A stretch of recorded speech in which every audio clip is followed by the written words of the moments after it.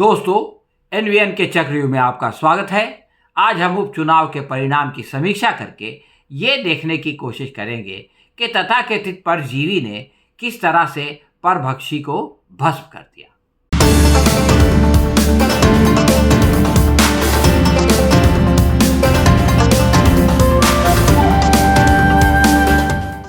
दोस्तों, आप अपने स्क्रीन पर जो चित्र देख रहे हैं उसमें ये बात साफ दिखाई देती है कि 7 राज्यों के 13 विधान क्षेत्रों में चुनाव हुए और अब जो परिणाम आए उसका संदेश ये है कि भाजपा ने संघ की विचारधारा और संघ सेवकों से छुटकारा पाने का प्रयत्न किया।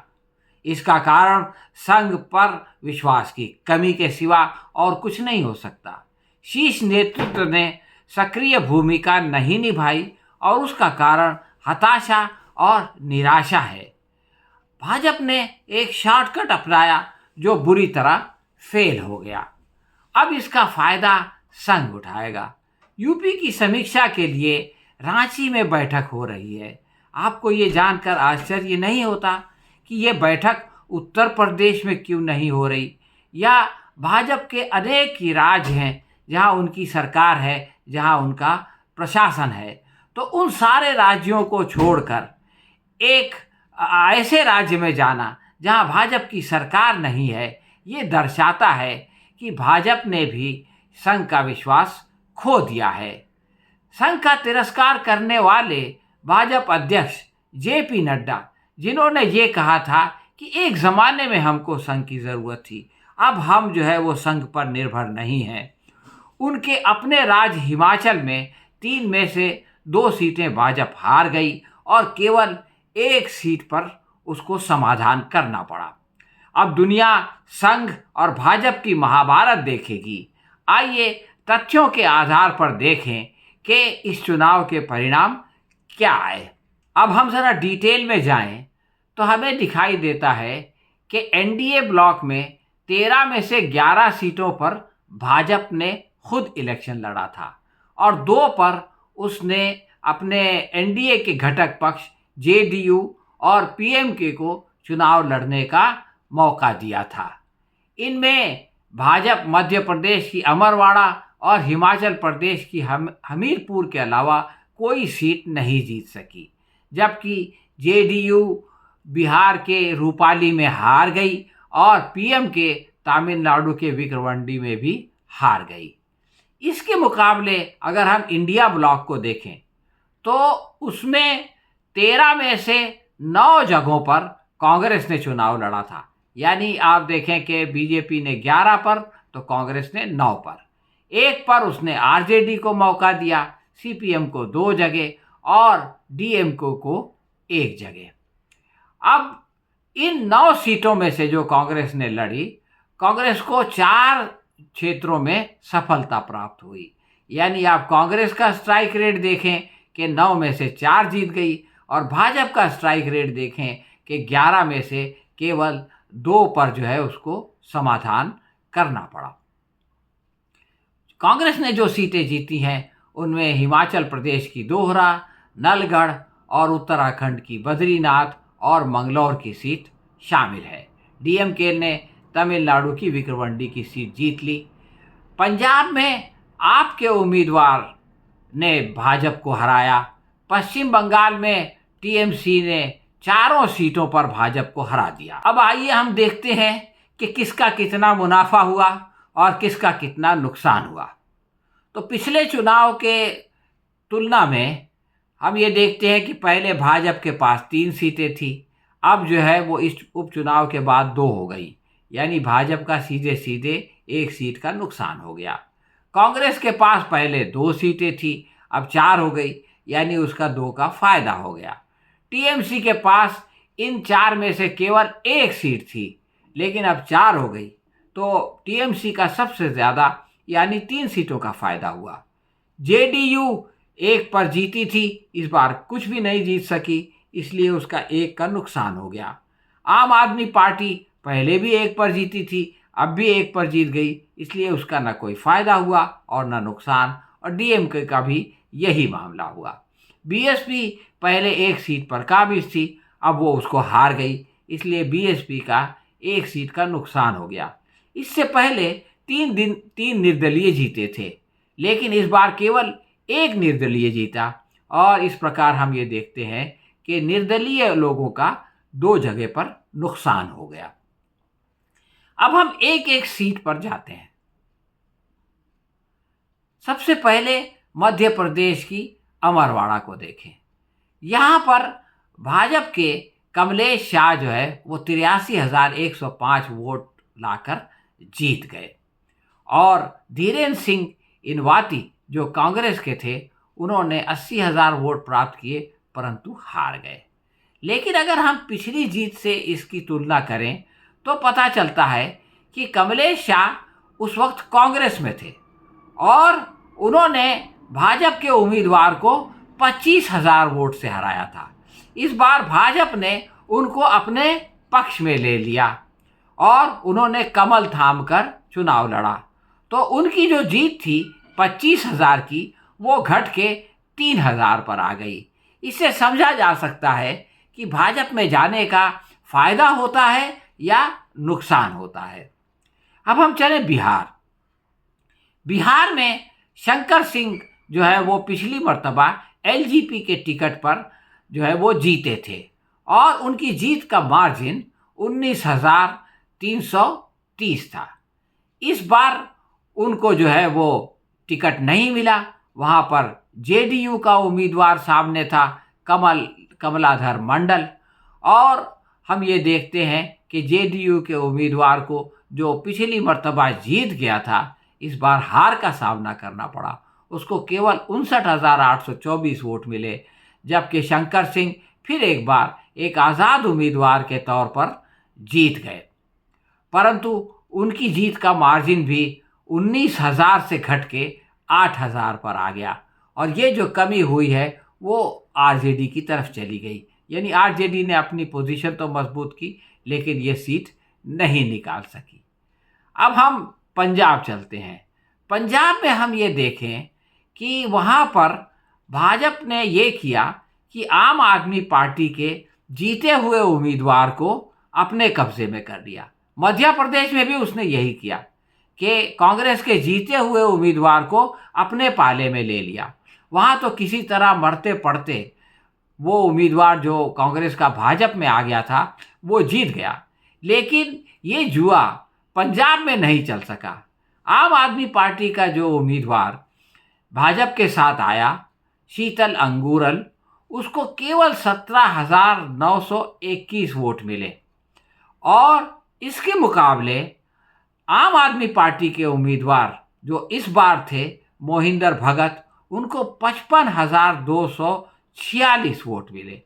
यानी आप ये देखें कि पिछली मर्तबा आम आदमी पार्टी का उम्मीदवार केवल 4,253 वोट से जीता था, इसलिए कि उसके सामने कांग्रेस का उम्मीदवार था। इस बार आम आदमी पार्टी के सामने जब कमल छाप भाजपा का उम्मीदवार आया तो उनकी जीत का मार्जिन 4,200 से बढ़ के 37,325 हो गया। तो इससे पता चलता है कि भाजपा का जो ये शॉर्टकट है कि दूसरे पक्ष के जीते हुए उम्मीदवार को अपने पक्ष में ले लो और उसकी मदद से अपनी संख्या बनाओ, वो जो है वो मध्य प्रदेश में तो चल गई, लेकिन ये कि पंजाब में फेल हो गई। अब वो लोग जो जीत की आशा में भाजपा के साथ अपना पक्ष छोड़कर जाते हैं, वो ये सोचने पर मजबूर हो जाएंगे कि इस पक्ष में जाने से जीत की संभावना घटती है या बढ़ती है। अब आइए चलें पश्चिम बंगाल की ओर। वहाँ पर जो है वो सुकुट मणि अधिकारी ने 1,13,553 वोट पाए, यानी ये तृणमूल के कैंडिडेट ने 1,13,000 से ज़्यादा वोट पाए, जबकि भाजपा के मनोज कुमार विश्वास जो है वो केवल 74,000 वोट पा सके और 39,000 वोट से हार गए। 2021 के विधानसभा चुनाव में बीजेपी के इसी मुनुक मणि ने जो है वो टीएमसी के बरनाली को 16,000 वोट से हराया था। यानी भाजपा ने जो काम मध्य प्रदेश और पंजाब में किया, वही काम जो है वो टीएमसी ने पश्चिम बंगाल में किया।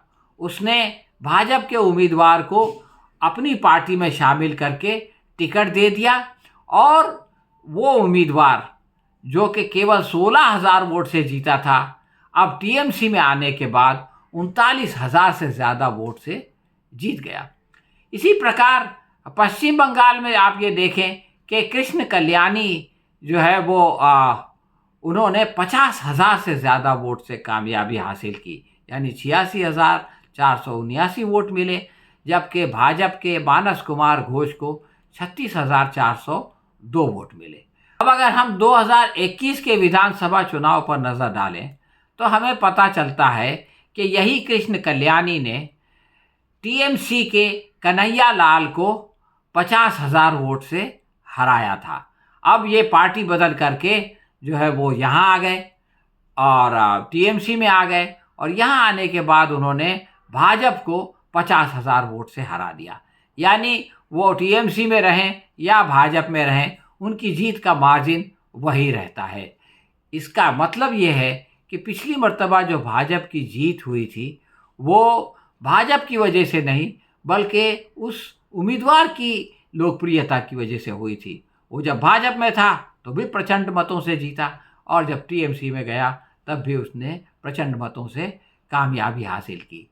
इसी प्रकार बागदा में देखें तो वहाँ पर टीएमसी की उम्मीदवार को 1,07,706 वोट मिले, जबकि भाजपा के उम्मीदवार विनय कुमार विश्वास केवल 74,251 पर रुक। 2021 में जहां टीएमसी ने केवल 9,792 वोट से कामयाबी हासिल की थी, अब 2024 के आते आते वो 9,000 का फ़र्क बढ़ के 33,454 हो गया है।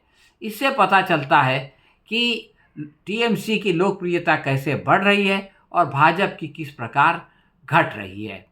अब हम मानिकतला में चले तो वहाँ पर सुप्रीत पांडे को 83,110 वोट मिले, जबकि भाजपा को केवल 20,798 वोट मिले। यानी आप देखिए 83,000 और 20,000 में कितना बड़ा अंतर है। 62,312 वोटों के अंतर से जो है वो सुप्रीत पांडे जीत गई। 2021 में ये हुआ था कि टीएमसी की साधना पांडे ने बीजेपी के कल्याणी चौबे को 20,000 वोट से हराया था, लेकिन ये कि वो 20,000 वोट का फ़र्क अब जो है वो 62,000 वोट पर पहुंच गया है।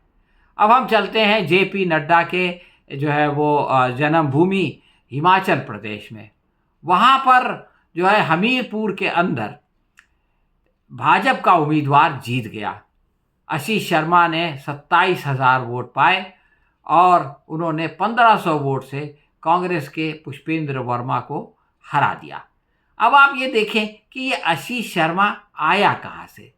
इसने पिछला चुनाव यानी 2022 में भी जो है हमीरपुर से कामयाबी दर्ज कराई थी, और उस वक्त उसने पुष्पेंद्र वर्मा को हराया था, परंतु उसकी जीत का मार्जिन 12,899 था।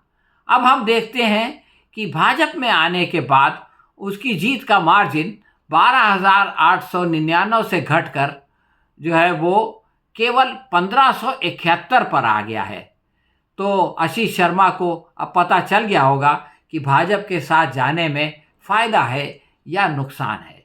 हिमाचल प्रदेश के नलगढ़ में आप ये देखें कि कांग्रेस के हरदीप सिंह बावा ने 34,608 वोट प्राप्त किए, जबकि भाजपा के कृष्ण लाल ठाकुर ने 25,618 वोट प्राप्त किए। ये जो कृष्ण लाल ठाकुर है, ये पिछली मर्तबा निर्दलीय तौर पर इलेक्शन लड़े थे और उन्होंने कांग्रेस के हरदीप सिंह को 13,264 वोटों से हरा दिया था। अब इनको पता नहीं क्या सूझी कि इन्होंने इस्तीफा दिया और कांग्रेस बीजेपी में चले गए, और उसका नतीजा ये निकला कि अपनी विधायकी गंवा बैठे। इसी प्रकार बद्रीनाथ उत्तराखंड की जो सीट है, यानी जिसका महत्व आप ये समझ लीजिए कि अयोध्या जैसा है, इसलिए कि उत्तराखंड को देवभूमि कहा जाता है, चार धाम वहाँ पर मौजूद हैं। तो वहाँ पर ये हुआ कि दो क्षेत्रों में चुनाव हुए। पहला क्षेत्र तो बद्रीनाथ का था। वहाँ से लखपत सिंह बटोला को, जो कांग्रेस के हैं, 28,161 वोट मिले। और जो भाजपा के उम्मीदवार है राजेंद्र सिंह भंडारी, वो 22,937 वोट पाकर 5,224 से हार गए। कांग्रेस के राजेंद्र सिंह भंडारी ने बीजेपी के महेंद्र भट्ट को 2022 में 2,066 वोट से हराया था। अब जो है वो भंडारी साहब कांग्रेस छोड़ के बीजेपी में चले गए और उनके सामने जब कांग्रेस का नया उम्मीदवार आया तो वो 5,224 वोट से हार गए। ये जो बीजेपी का दावा है कि कांग्रेस जो है वो परजीवी है, आप ये देखें कि किस तरह से इन्होंने कांग्रेस के और आम आदमी पार्टी के लोगों को अपनी पार्टी में ले लेकर, निर्दलीय लोगों को अपने पार्टी में ले लेकर चुनाव लड़ाया और उनमें से ज़्यादातर, अधिकतर लोग जो है वो चुनाव हार गए। अब उत्तराखंड की एक और सीट है मंगलौर। ये जो है मुस्लिम बाहुल क्षेत्र है और यहाँ पर कभी भी बीजेपी को कामयाबी नहीं मिली और इस बार भी नहीं मिली।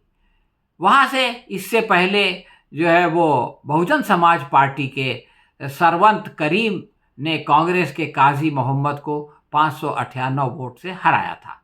लेकिन इस बार काजी मोहम्मद ने 31,727 वोट प्राप्त करके भाजपा के करतार सिंह भड़ाना को हरा दिया और ये मार्जिन बहुत कम है, 422 है। हालांकि इस बार भी बीएसपी को बहुत वोट मिले, परंतु उसके बावजूद जो है वो कांग्रेस का उम्मीदवार जीत गया। भाजपा ये सोच रही थी कि कांग्रेस और बहुजन समाज पार्टी के दोनों मुस्लिम उम्मीदवारों की लड़ाई का उसको फ़ायदा होगा और उसका उम्मीदवार निकल जाएगा, लेकिन ऐसा नहीं हो सका। इसी प्रकार तमिलनाडु में हम ये देखते हैं कि भाजपा ने खुद इलेक्शन लड़ने की हिम्मत नहीं की, बल्कि एनडीए में के घटक पक्ष जो है पीएमके को लड़ाया और वहाँ पर डबल से ज़्यादा वोट डीएमके को मिले, यानी 1,24,053 वोट जो है वो डीएमके के अन्नियूर शिवा को मिले और पीएमके के अबू मणि को जो है केवल 56,296 वोट मिले और जीत का मार्जिन 67,757 था। इस चुनाव क्षेत्र में इससे पहले भाजपा एआईडीएमके के साथ थी, तो एआईडीएमके का कैंडिडेट जो है वो इलेक्शन लड़ा था और वो केवल 9,573 वोट से हारा था। इस बार एआईडीएमके ने बीजेपी से अपना पीछा छुड़ा लिया है, इसलिए उसको पीएमके को लड़ाना पड़ा और उसको बहुत बड़ी जो है वो शिकस्त का सामना करना पड़ा। तो दोस्तों आप ये देखें कि किस तरह से इस चुनाव में भाजपा को और एनडीए को करारी हार का सामना करना पड़ा और वो भाजपा जो कि हैदराबाद के चुनाव में योगी को भेज देती है, अमित शाह को भेज देती है, खुद प्रधानमंत्री दूसरे बहाने से वहाँ चले जाते हैं, उसने इस प्रचार में कोई हिस्सा नहीं लिया, उसके शीर्ष नेतृत्व ने, इसलिए कि उनके अंदर जो है वो हताशा और निराशा है। अब चूँकि भाजपा को जो है वो एक के बाद एक झटके लग रहे हैं, तो इसका फ़ायदा डेफिनेटली संघ परिवार उठाएगा, आरएसएस उठाएगा और वो इस बात की कोशिश करेगा कि जिस तरह से भाजपा ने उसको किनारे कर दिया है, फिर उसके बाद उसको महत्व देने लगे और आगे बढ़कर वो जो है वो अपने उम्मीदवार नितिन गडकरी या किसी और को प्रधानमंत्री बनाने का प्रयत्न भी कर सकता है। इस लड़ाई का अंजाम क्या होगा ये कोई नहीं जानता, लेकिन इन चुनाव नतीजों ने आरएसएस के हौसले भी बुलंद कर दिए हैं, जिस तरह से कि जो है वो कांग्रेस के या इंडिया गठबंधन के हौसले बुलंद हुए हैं। तो दोस्तों ये थी हमारी आज की समीक्षा। आपको कैसी लगी हमें कमेंट बॉक्स में लिख के बताएं और अगर पसंद आई हो तो इसे लाइक या शेयर करें। हम बहुत जल्द किसी और वीडियो के साथ आपकी सेवा में फिर हाजिर होंगे। तब तक के लिए आज्ञा दीजिए। धन्यवाद।